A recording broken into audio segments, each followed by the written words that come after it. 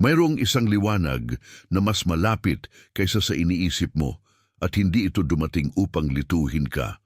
Dumating ito upang ilagay ang puso mo sa tamang lugar, kung saan ang pag-ibig ay hindi nausok sa malayo kundi isang pinto na unti-unting bumubukas. Kapag sinabi mong matagal ka nang naghihintay, naririnig ko ang bigat sa dibdib mo at ang katahimikan na sumasabay sa bawat gabi. Ngunit ang mensahe mo ngayon ay hindi tungkol sa kawalan. Ito ay tungkol sa paglapit ng ipinangako. Manatili ka rito dahil ang mga palatandaang ito ay hindi basta-basta nagkataon. Marahil napansin mo na ang katawan mo ang unang nakakaramdam ng pagod kapag ang tanong tungkol sa pag-ibig ay bumibigat. Minsan ang balikat mo ay bumabagsak nang hindi mo namamalayan at ang kamay mo ay napapahawak sa telepono na parang may hinihintay na tugon na ayaw dumating. Sa isang simpleng kwarto, sa gitna ng gabing tahimik, ang puso mo ay tila may sariling pintig na mas maingay kaysa sa paligid. Ang lamig ng unan, ang dilim ng kisame, at ang paulit-ulit na pagtingin mo sa orasan ay nagsasabi ng isang bagay na hindi mo paganap na binibigkas. Hindi ka mahina dahil nasasaktan ka ng ganito. Ikaw ay mas buhay kaysa sa inaakala ng marami, kaya mas malalim mong naririnig ang paggalaw ng panahon. At kapag mas malalim kang nakikinig, mas napapansin mo ang mga banayad na paglapit na hindi sumisigaw. Ang ilan ay dumarating bilang kapayapaan sa gitna ng gulo. Ang iba ay dumarating bilang isang hindi maipaliwanag na paghinga na biglang gumagaan. Ang pag-ibig na hinihintay mo ay hindi basta emosyon na biglang lilitaw at mawawala. Ito ay maaaring isang pag-aayos na ginagawa ng Diyos sa loob mo bago niya ilapit ang tamang tao sa tamang sandali. Kaya ang nararamdaman mong pag-alog ay hindi kailangang basahin bilang pagkaantala lamang. Maaaring ito ay paghahanda, paglinis at tahimik na pag-aayos ng mga landas na akala mo ay magkakahiwalay. May mga bagay na hindi pa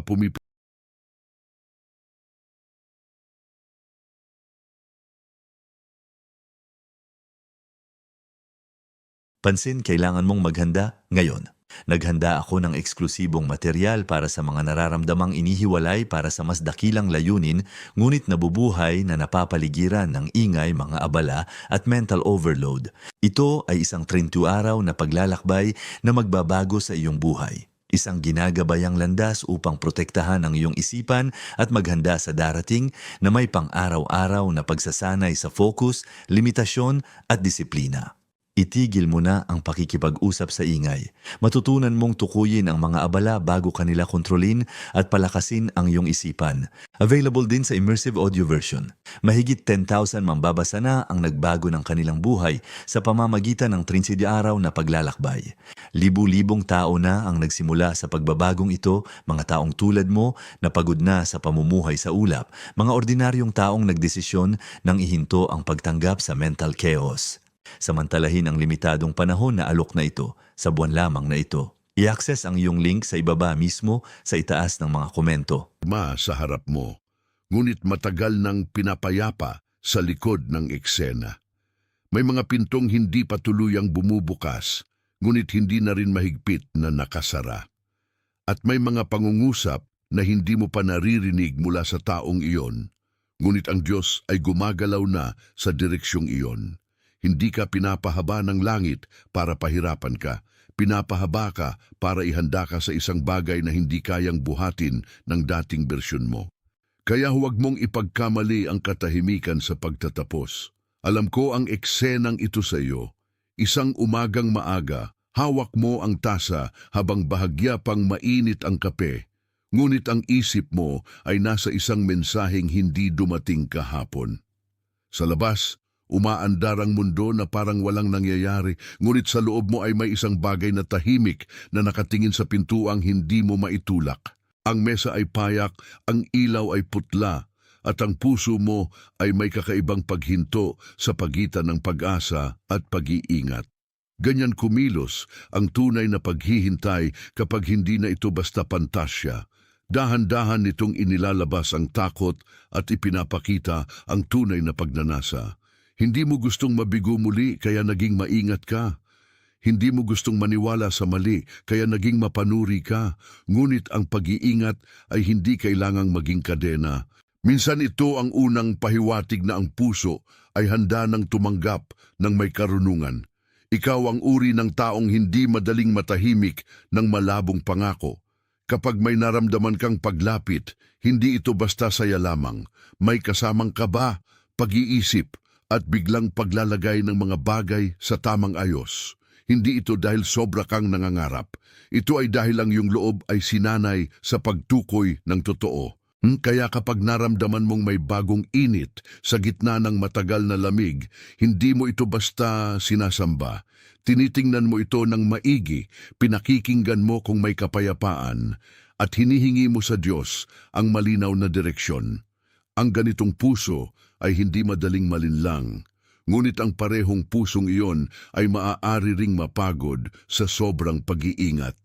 Kapag matagal kang nagbantay, kahit ang mabuting balita ay dumadaan muna sa pagdududa. Kaya ngayon, ang aral ay hindi babawasan ng iyong pagiging maingat. Ang aral ay huwag hayaang ang pag-iingat ang maging hadlang sa biyayang papalapit. Ang pinakamatibay na puso ay hindi ang walang sugat. Ito ang pusong marunong bumangon nang hindi isinasara ang pinto. May mga boses na pumapalibot sa iyo na gustong gawing ordinaryo ang lahat. Sinasabi nilang maghintay ka na lang, huwag masyadong umasa, huwag masyadong manalangin, huwag masyadong umasang may kakaibang darating. Ngunit ang mga salitang iyon ay hindi palaging karunungan. Minsan ingay lang iyon na pinapakalat ng takot para mapagod ka sa iyong sariling pag-asa. Kapag ang telepono mo ay tahimik, kapag ang mga araw ay parang magkakamukha, kapag ang puso mo ay tila inuulit ang parehong tanong, doon sumusubok ang pangamba na gawing bato ang pagnanasa mo. Nais nitong sabihin na wala namang magbabago. Nais nitong ipaintindi na ang pag-ibig ay para sa iba lamang, ngunit hindi iyon ang tinig ng Diyos. Ang Diyos ay hindi nangangako para lang durugin ang loob mo sa huli.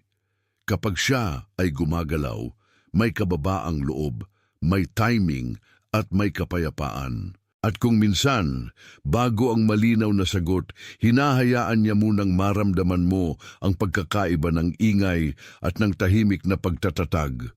Tumingin ka sa kwento ni Ruth at makikita mo ang puso na hindi nagmadali, ngunit hindi rin sumuko. Nasa gitna siya ng kawalan, ngunit hindi siya pinabayaan ng Diyos sa bukid ng ordinaryong araw. May tagpo sa buhay mo na ganyan din ang itsura. Pare-parehong kilos, simpleng gawa, ngunit may banal na paglapit na hindi mo nakita agad. Maaring habang inaayos mo ang iyong mesa, may inaayos ding landas para sa iyo. Maaring habang sinusubukan mong alagaan ang sarili mo, may paglapit ng inihahanda ang langit. Ang kwento ng pagtubos ay hindi laging malakas ang tunog. Madalas itong dumaraan sa kabutihang hindi nagmamalaki. Kaya kung pakiramdam mo ay nasa bukirin ka pa rin, huwag mong isipin na naligaw ka. Minsan, ang bukirin ang lugar kung saan unti-unting inilalantad ang taong nakalaan sa iyo at ang taong inihahanda sa iyo. Ang mga kamay na tila abala lang sa trabaho ay minsang naglalakad na pala palapit sa kapalarang itinakda ng Diyos. Kung pinipili mong itago na lang ang lahat at sabihing wala naman talagang nangyayari, may kapalit iyon. Unti-unting numinipis ang iyong pakiramdam sa mga pahiwatig na dati mong naririnig. Ang dating banayad na kapayapaan ay nagiging pamilyar na lungkot. Ang dating masilang pag-asa ay pinalitan ng mekanikal na paghihintay. At kapag nangyari iyon, hindi ka lang napapagod. Nagiging mas mahirap ding makilala ang mabuting paggalaw kapag dumating na ito. Ang puso na palaging nagsasabing mamaya na ay unti-unting hindi na marunong tumugon sa ngayon. Kaya ang mensahe ay simple at mabigat. Huwag mong patigasin ang sarili mo dahil lang natatakot kang masaktan. Kung may lumalapit na kapayapaan sa iyo, huwag mo itong bastusin. Kung may lumalapit na tiyak na tanda, huwag mo itong gawing alikabok. Ang buhay na espiritual ay natututuhan sa pakikinig, hindi sa paninigas. At ang pag-ibig na ipinapahintulot ng Diyos ay kadalasang dumarating sa pusong marunong umamin na handa na pala itong maniwala muli. Kung may isamang bagay na tumama sa iyo habang binabasa mo ito, kung may isang bahagi ng dibdib mo ang bahagyang gumaan, isulat mo sa mga komento ang 38, 888. Hindi ito numero lamang, ito ay tahimik na tanda ng pag-apaw, isang maliit na pagsang-ayon na may gumagalaw na higit sa nakikita mo. Ang pag-type mo niyan ay parang sinasabi mong nakikinig ka na sa pagitan ng mga linya. Ito ang pinakamaliit na pagpayag, ngunit totoo ito. Isulat mo ang 888. Pagkatapos ay bumalik ka sa akin. Kung may ipinaparamdam ang mga senyas na ito, huwag mo silang tratuhing aksidente. Ang mga panandaliang paghinga, ang biglang katahimikan, ang kakaibang kagaanan, ang lahat ng iyon ay may sariling paraan ng pagsasabi ng oo. At kapag isinulat mo yun, hindi ka lang sumasagot sa isang mensahe. Inaamin mong may nagbubukas ng mas malalim kaysa sa nakasanayan mo. Ang susunod na mga salita ay lalakad mula sa pagkilala patungo sa ugat ng takot kung saan madalas nakatago ang tunay na laban. Ang totoong laban mo ay hindi lang kung darating ba ang pag-ibig. Ito rin ay kung handa ka bang bitawan ang lumang paraan ng pagprotekta sa sarili mo. Dahil minsan ang puso ay hindi lang naghihintay ng tao, naghihintay din itong payagang mabawi ang tiwala. Ang ilan sa atin ay nakasanayan ang paghawak ng lahat dahil takot tayong may mawawala kapag binitiwan natin. Ngunit ang kontrol ay isang mabigat na upuan. Sa umpisa parang seguridad ito, ngunit kalaunan ay nagiging kulungan ng kaluluwa. Kapag ang isang pinto ay laging sinusuri mo, minsan hindi mo napapansin na ang susi ay matagal nang nasa kamay ng Diyos. Kaya ang tanong ay hindi lamang sino ang darating. Ang tanong ay kung papayag kang tumigil sa pagbabantay sa paraang sumasakal na sa iyo. Ang paglapit ng pag-ibig ay kadalasang kasama ang pagkaputol ng lumang pag-aalinlangan. At ang puwang na iyon ay maaaring makaramdam ng pagkawala bago ito maramdaman bilang kalayaan. May mga gabi na ang isip mo ay nagsisimulang magtayo ng mga dahilan na parang pader. Sinasabi nito na kailangan mo pang unahin ang sarili mo, na baka hindi pa panahon, na baka masyado kang umaasa. Ngunit ang katawan mo ang nagsasabi ng ibang kwento. Kapag may pinanghahawakan kang kapayapaan, lumuluwag ang paghinga mo. Kapag may kinu-question kang malinaw na tanda, bumibigat ang dibdib mo. Hindi lahat ng kaba ay babala, at hindi lahat ng tahimik ay pagwawalang bahala. May pagkakaiba ang takot at ang pagkilala. Ang takot ay laging nagmamadaling magsara. Ang pagkilala ay marunong maghintay nang hindi sinasakal ang sarili. Kaya kapag ang loob mo ay sumisikip, huwag agad sabihin na wala lang iyon. Pakinggan mo muna kung ano ang sinusubukang iluwal ng iyong espiritu. Minsan, ang totoo ay hindi malakas ang dating. Malinis lang ang dating, at iyon ang mas mahirap tanggihan. Hindi lahat ng mesa ay pareho ang bigat, at hindi lahat ng usapan ay nagpapalawak ng iyong pananampalataya. May mga taong nakikinig sa iyo, ngunit iniiwan kang mas magulo kaysa noong dumating ka. May mga silid na sa loob lamang ng ilang minuto ay pinapawi ang liwanag na inipon mo sa maghapon. At may mga linyang sinasabi ng iba na nagpapabalik sa iyo sa lumang pagkakakilanlan na hindi mo na dapat suotin. Hindi ito dahilan upang matakot sa mga tao. Ito ay dahilan upang maging mapanuri sa mga impluensyang gustong pabagalin ang iyong paglago. Kung mapapansin mong paulit-ulit kang pinapabalik sa alinlangan matapos ang ilang kausap, huwag mong maliitin ang epekto noon. Minsan ang hadlang ay hindi isang malaking banggaan. Minsan ito ay maliliit na pagod na naipon sa puso. Ang pag-ibig na hinihintay mo ay nangangailangan ng kalinawan, hindi ng pagkalunod sa boses ng iba. Kaya ang unang proteksyon mo ay hindi pagtalikod sa mundo. Ito ay ang paglalagay ng puso mo sa ilalim ng mas matibay na katotohanan. Ang lumalaban sa iyo ay bihirang lumapit ng may malinaw na harapan. Mas madalas, dumarating ito bilang pagkaabala, pagkakahati-hati, at mga bagay na biglang nagmumukhang mas mahalaga kaysa sa tahimik na pagtugon ng Diyos. Kapag malapit ng may mabuting paglipat, gustong maglagay ng maraming maliit na pangangailangan ang dating gawi mo. Nais nitong iparamdam na ngayon ang panahon para mag-alala, na kailangan mong ayusin ang lahat, na dapat mong unahin ang lahat ng tanong bago ang pagtitiwala. Sa ganitong paraan ka napapagod, hindi dahil wala kang lakas, kundi dahil sa dami ng ingay na pumapalit sa kapayapaan. Kaya bantayan mo ang mga araw na sobrang puno pero walang bigat ng kahulugan. Bantayan mo ang mga pag-uusap na puno ng opinyon pero walang katahimikan. Ang kaaway ng pagtubog ay hindi palaging lantad na hadlang. Minsan ito ay labis na bilis. Ngunit ang Diyos ay gumagalaw rin sa paghinga, sa pahinga at sa mahinahong pagdating na hindi kinakailangang ipagsigawan. Kaya magtiwala ka sa pagbagal na may direksyon. Sa sandaling mapansin mo na hindi ka na lang basta nangangarap, kundi tinuturuan ng maghintay ng mas malalim, may pagbabago sa loob. Hindi na ikaw ang dating taong basta-basta napapaniwala sa anumang kilig. Nagkakaroon ka ng timbang, at ang timbang na iyon ay hindi kabigatan kundi karunungan. Parang may nakasalang na apoy sa loob na hindi na gustong magpadala sa anumang apoy na huwad. Iyan ang threshold na hindi na dapat balikan ang lumang paraan ng paghubog sa sarili. Hindi ka na kailangang maghanap sa mga taong hindi handang tumugon sa isang dalisay na puso. Hindi mo na kailangang ipilit ang anyo ng pag-ibig na hindi pa binasbasan ng kapayapaan.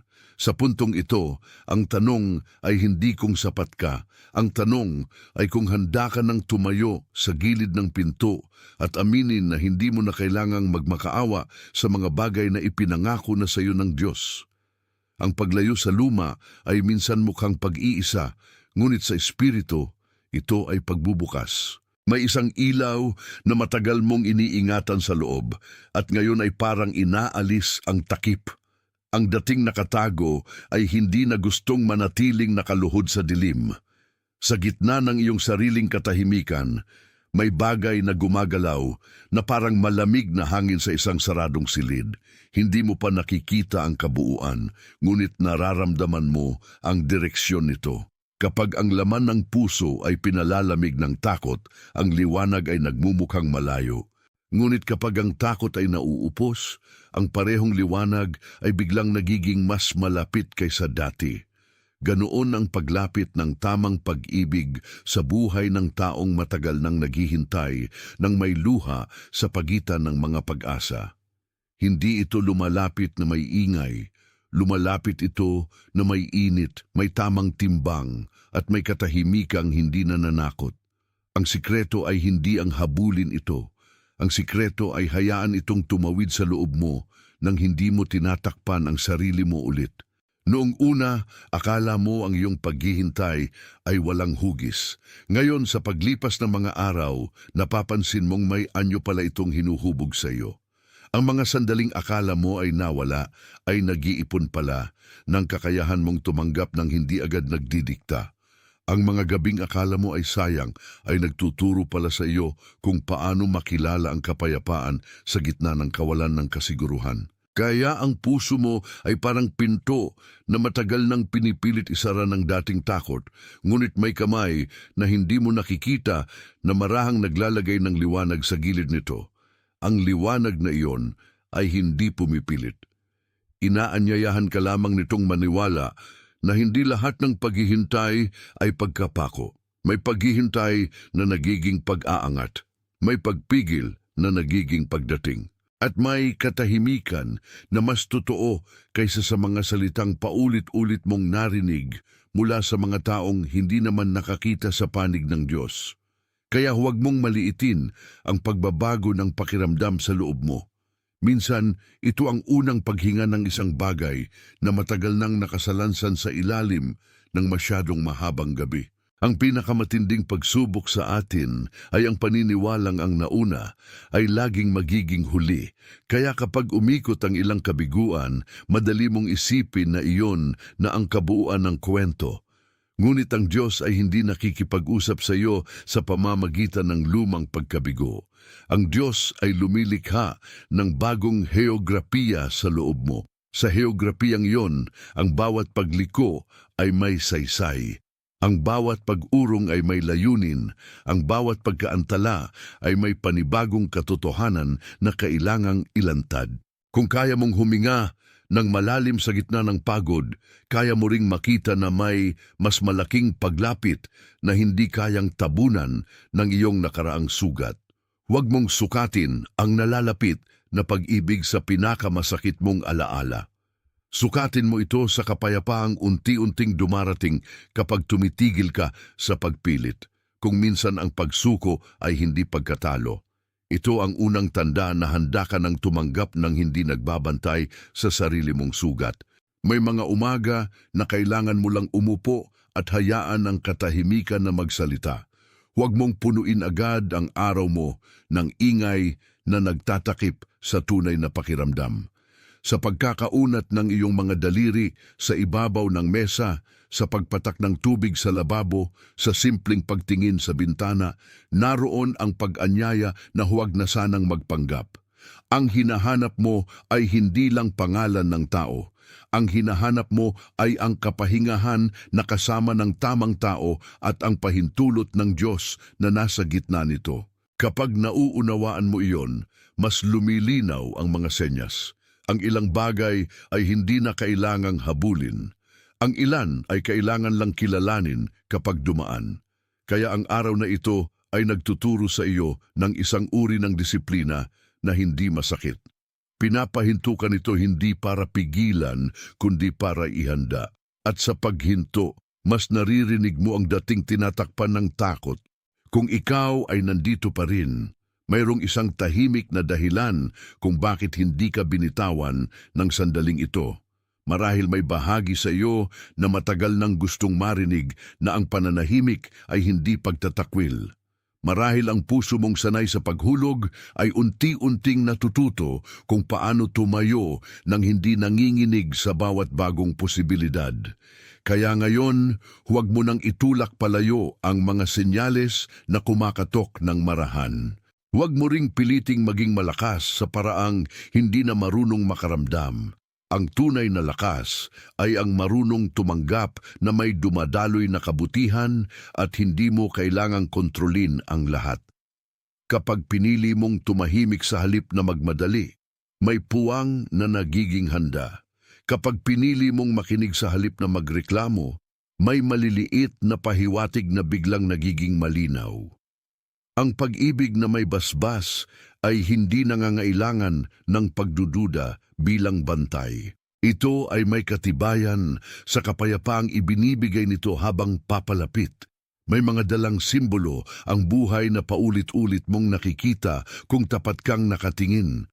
Isang bukas na bintana, isang hindi inaasahang mensahe, isang pangalan na biglang sumasagi sa isip mo, isang katahimikang hindi na nakakatakot gaya ng dati. Ang mga ito ay hindi kailangang gawing pamahiin, sapat ng tanggapin na may isang maingat na kamay na gumagabay sa gitna ng magulong araw.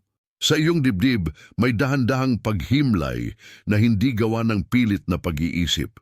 Ito ang uri ng kapayapaang hindi mo kayang ipaliwanag ng mabilis, ngunit alam mong hindi ito peking bigla ang saya.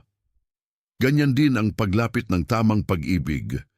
Hindi laging nagdadala ng fireworks, pero nagdadala ito ng linaw, at ang linaw ay mas matibay kaysa sa pansamantalang kilig. Kaya kung may bahagyang liwanag na tumatama sa iyo ngayon, huwag mo itong itaboy. Ipagpalagay mong may paghahandang ginagawa sa loob at labas mo ng sabay. At kapag may paghahanda, may darating na bagay na karapat-dapat doon. Kung minsan, ang pinakakailangang gawin ay hindi pagdagdag ng paliwanag, kundi pagpayag na hindi mo muna kailangan ng lahat ng sagot. Maglakad ka ng dahan-dahan sa sarili mong araw. Pakinggan mo kung ano ang nangyayari sa pagitan ng mga gawain mo. Maghugas ka ng pinggan nang may kamalayang hindi ka patapos sa pagkatuto. Ayusin mo ang kama ng may isang simpleng panalangin sa isip na hindi kailangang marinig ng iba. Sa mga gawaing iyon, gumagalaw ang iyong puso palayo sa pagkabalisa at papunta sa pagtitiwala. Ang hindi mo pa nakikita ay hindi ibig sabihing wala. Ang hindi mo pa nahahawakan ay hindi ibig sabihing hindi darating. At ang hindi pa nalalapit sa eksena ay maaari nang matagal nang inililipat sa tamang direksyon. Kaya huwag mong sukatin ang pangako sa bilis. Sukatin mo ito sa kapayapaang bumabalot, habang ikaw ay natutong tumayo sa gitna ng paghihintay. Iyon ang uri ng kapayapaan na hindi nanggagaling sa tao lamang. Ito ay galing sa Diyos na alam ang tamang oras ng bawat paglapit. May mga sandali na nararamdaman mong parang may humihila sa iyo mula sa lumang silid na matagal mo nang tinatawag na tahanan. Ngunit ang silid na iyon ay hindi na talaga akma sa dibdib mo. May mga lumang kinatatakutan ka roong hindi na dapat pinapahawak pa sa direksyon ng buhay mo. Kapag ganoon, ang paglipat ay hindi lang tungkol sa lokasyon. Ito ay tungkol sa identidad. Hindi mo na kailangang manatili sa lugar na kaya ka lamang tanggapin kapag maliit ka. Ang Diyos ay mas maingat kaysa sa iyong mga sugat. Kaya kung may luma kang sinusubukang ipilit, unti-unti niya itong pinapakita bilang mabigat at hindi na akma. Huwag kang matakot sa pagkabiglang iyon. Iyon ay mabuting tanda. Ibig sabihin, lumalaki ka na sa loob ng mga bagay na dati mong pinagdudusahan at kapag lumaki ka na, hindi mo na kayang magkasya sa mga lumang limitasyon ng walang sakit. Ang sakit na iyon ay hindi ka sinusumbatan. Sinusubukan ka nitong itulak sa bagong anyo ng katapatan. Sa puntong ito, ang pag-ibig na darating ay hindi na dapat hanapin sa paraan ng pagkagutom. Dapat mo na itong kilalanin sa paraan ng kapayapaan. Kaya kung may kumakatok sa iyong loob at hindi mo pa mailagay sa salita, hayaang muna itong manatiling tahimik.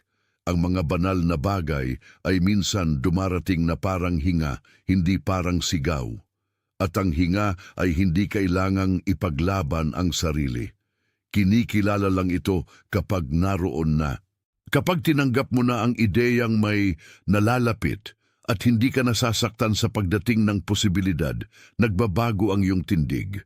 Ang ulo mo ay hindi na kailangang laging nakayuko sa pag-iwas. Ang mga mata mo ay natutong tumingala nang hindi nang hihingi. Iyan ang anyo ng isang taong handang tumanggap. Hindi ito kawalang pakialam. Ito ay tahimik na pagpayag sa mas mabuting paglalang ng Diyos sa loob ng iyong araw. Kaya huwag mong ikahiya kung ang puso mo ay unti-unting nagiging mas bukas.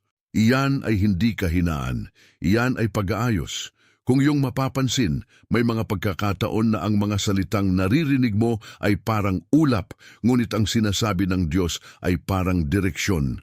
Ang ulap ay dumadaan, ngunit ang direksyon ay nananatili. Kaya ang nalalapit na pag-ibig ay hindi pangunahing sinusukat sa dami ng emosyon, kundi sa kalinawan ng paglalakad. Sa bawat araw na pinipili mong hindi tumakbo sa kaba, mas nagkakaroon ka ng espasyong mapansin ang totoo. At ang totoo ay may sariling timbang. Hindi ito pasabog, hindi ito paligsahan. Ito ay mahinahong paglalapag ng isang bagay na matagal nang inihahanda. Kaya kapag may kapayapaan kang dumadating habang iniisip mo ang hinaharap mo, huwag mo agad tawaging aksidente. Baka isa iyong patak ng pagpapatunay. Baka iyon ang paalala na hindi ka patapos sa ilang talata, ngunit hindi ka rin iniiwan ng kwento. Ang pag-ibig na ipinahintulot ng Diyos ay madalas dumating na may ganitong kalidad. Hindi sumisigaw na tingnan mo ako, kundi tahimik na nagsasabing narito na ako. Ngayon, Kung may naiwan mang bigat sa dibdib mo, huwag mo itong itago sa ilalim ng mga ngiting pagod. Pinapayagan kang sabihin sa sarili mo na matagal kang naging maingat at may dahilan iyon. Pinapayagan ka ring tanggapin na ang maingat na puso ay maaari pa ring magbukas. Sa parehong sandali, mararamdaman mo ang kakaibang paglapit ng isang bagay na hindi mo na kailangang pilitin. May kapahingahan sa katotohanang hindi mo kailangang gumawa ng kapangyarihan para mangyari ang itinakda. Ang kailangan mo lamang ay huwag isara ang kamay mo sa biyayang darating sa takdang oras. Kaya ang susunod na hakbang ay hindi paghabol. Ito ay pagkilala, hindi pagkalito, kundi tahimik na pagsang-ayon sa paanyaya ng Diyos na ituring mong totoo ang mabuting na ipapakita na sa iyo. Ang puso mo ay hindi sinanay para sa takot lamang. Sinanay din ito para sa pagdating. May isang anyo ang mga pangako kapag lumalapit sila. Hindi sila laging madaling hawakan, ngunit ramdam mong may lakas sila, parang hangin na dumarampi sa kurtina bago mo makita ang mismong ilaw, parang tubig na kumikilos sa ilalim ng tahimik na ibabaw. Kapag hindi ka na nagmamadaling lagyan ng pangalan ng lahat, mas lumilinaw ang galaw. Ang Diyos ay hindi laging nagdadala ng sagot sa istilong gusto ng isip mo, ngunit laging may tamang anyo para sa kalagayan ng puso mo. Kaya kung ngayon ay hindi mo pa nakikita ang buong larawan, hindi iyon kabiguan. Maaaring iyon ay awa, maaaring iyon ay proteksyon, maaaring iyon ay paraan niya para ituro sa iyo na may higit na mahalaga kaysa sa pagpapatunay ng tao. Ang nalalapit na pag-ibig ay maganda, ngunit ang pagkakahanay ng iyong kalooban sa Diyos ay mas mahalaga. Kapag nangyari iyon, mas matibay ang lahat ng susunod. Minsan, ang pinakahirap ay ang makitang may lumalapit at hindi mo agad alam kung paano tatanggapin. Sa puntong iyon, ang katawan mo ay parang natutong maghintay sa pagitan ng paglapit at pag-atras. Ngunit hindi ka naririto para manatiling nakapinid. Naririto ka para matutong makilala ang tama ng hindi natitinag sa nakaraan. Kaya, kung may bahagyang pag-angat ng loob mo habang binabasa mo ito, huwag mong iwasan. Ang pag-angat na iyon ay hindi aksidenteng pagliwanag. Maaaring ito ang pagsisimula ng mas malalim na katiyakan. Ang pusong marunong maghintay ay hindi kailangang maging malamig. Ang pusong marunong maghintay ay nagiging mas malinaw, mas banayad at mas totoo. Kaya ang lahat ng iyong maingat na taon ay hindi nasayang. Nagturo lang sila sa iyo kung paano hindi ipagpalit ang tunay sa mabilis. At ngayon, ang tunay ay mas malapit kaysa sa sinasabi ng takot. Kung ang isang maliit na pagtango sa loob mo ay nangyari na, huwag mo nang pigilin ang pagkilala dito. Sa simpleng galaw ng puso, may pagpayag na umuusbong. Iyon ang dahilan kung bakit hindi kailangang maging malakas ang iyong pag-aangkin para maging totoo ito.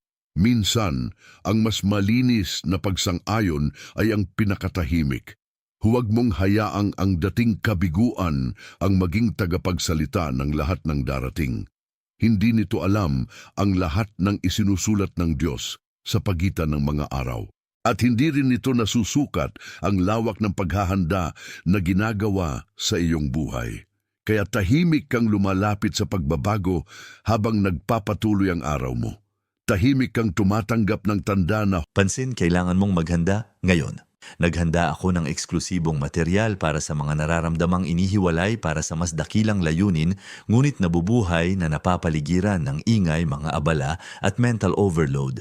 Ito ay isang 32 araw na paglalakbay na magbabago sa iyong buhay. Isang ginagabayang landas upang protektahan ang iyong isipan at maghanda sa darating na may pang-araw-araw na pagsasanay sa focus, limitasyon at disiplina.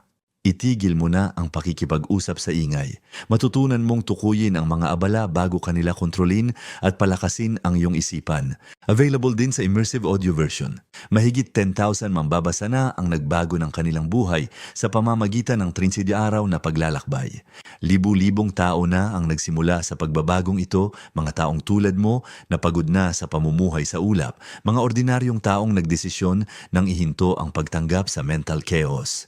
Samantalahin ang limitadong panahon na alok na ito sa buwan lamang na ito. I-access ang iyong link sa ibaba mismo sa itaas ng mga komento.